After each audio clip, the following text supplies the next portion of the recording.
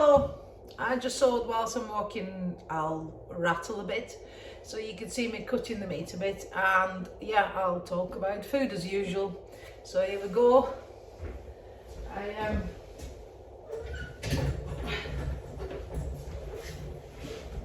I'll cut the meat, you'll see how I do it, and then I'm not a professional butcher.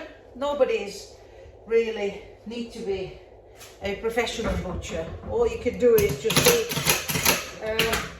you need to learn the skill if you want to do it, and it isn't exclusively job for a man. A woman can do it easily because it's all about how you handle the meat and how you do it. There is a lass in the slaughterhouse who works, and she handles the meat very nicely, no problem. It's not that heavy, it's how you cut it. Yeah, so I've learned my skills by watching the butchers, and it has to be broken as a rule needs to be broken. The fact that this only man can cut the meat, because at the end of the day, if we want to divide it that way, then okay, men were hunter-gatherers and they brought whatever piece of mammoth, and then women cooked it. So to say that men dominate kitchens these days is just one of those strange things.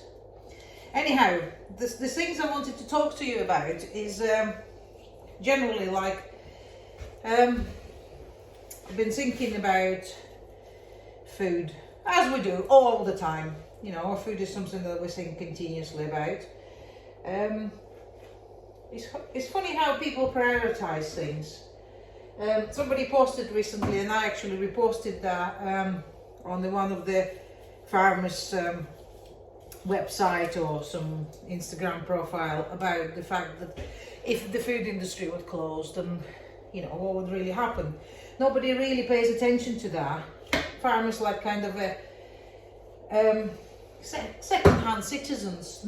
We got so dissociated from the reality of food that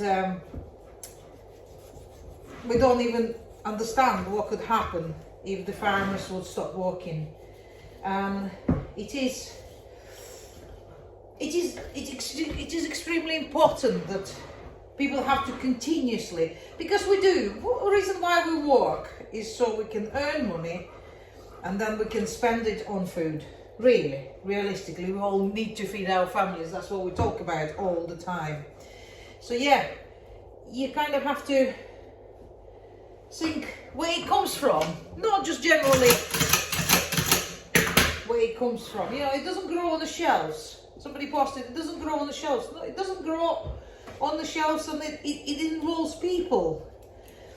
It involves a lot of things around it, and we're struggling with the concept of spending on food, the very essential thing.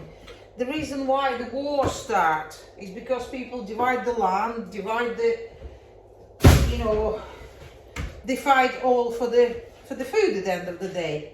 Religion gets involved a bit, but you know, it's all about dominating and be able to, the more food you have, the more money you should have. But yeah, first world problems are just rising all the time. A friend of mine gone to Silent Book Club, and I said, what's that? She says, well, it's like, you know, you go in a room of 20 odd people, they all sit down together, and they don't talk to each other. They read books in silence together. It's a very strange concept. Obviously, then people who don't want to be in the house, I don't know why, what drives them to come together to read different books. They don't read the same book. And then another friend of mine runs the club that the hackerspace. That's another common thing. That's mostly men go there, and then again they sit down and they very rarely communicate with each other. They don't actually talk about things. They're just on their individual computers, work together in silence. And the one who's staying with us kind of pointed out. She said, isn't it strange? She said, all these people go to different places to be in silence. They want to be together, but really they don't. So, so we have a lot of things that we do in our lives that sometimes maybe you think they're important, but they're not really. I mean, nobody is perfect. Like, I am not absolutely perfect in cutting this meat.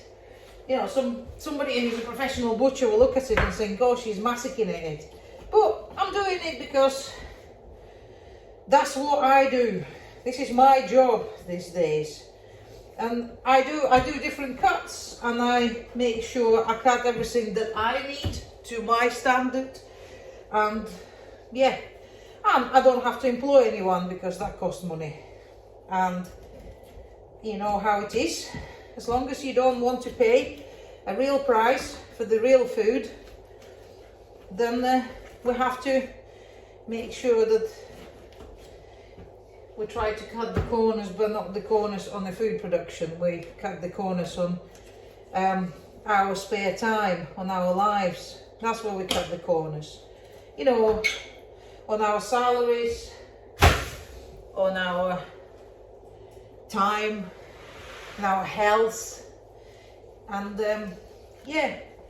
So, and I think I have to carry on talking about it. I know it becomes hideous probably, all listening about it and thinking how long she's going to be rambling on and on about food and provenance and cost and all that. But I have to, you know, because I watch on the social media, I watch a lot of young farmers, which is really good.